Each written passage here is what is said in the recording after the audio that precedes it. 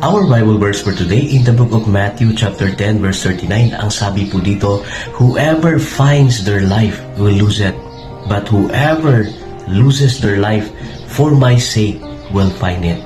Ipinapakita po ng ating Panginoon ang mahalagang prinsipyo sa tunay na kahulugan ng buhay. Kapatid, madalas nating iniisip na mahalaga ang pagprotekta sa ating sarili, ang paghabol sa kayamanan, tagumpay at kasiyahan.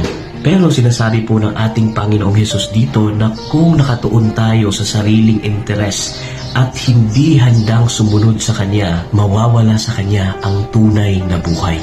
Pero kung handa tayong talikuran ang ating sariling mga interes at kagustuhan para sundin si Kristo, doon po natin matatagpuan ang tunay na layunin ng ating buhay. Hindi po ito, kapatid, nangangahulugan na literal po nating iwawaksi ang ating buhay, kundi ang pagiging handang isuko ang ating mga sariling interes, plano at kagustuhan para sa kalooban ng ating Panginoon.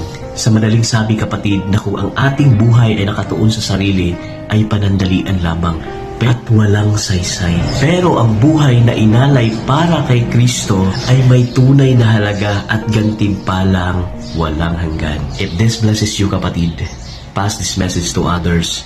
Ingat ka palagi. God bless.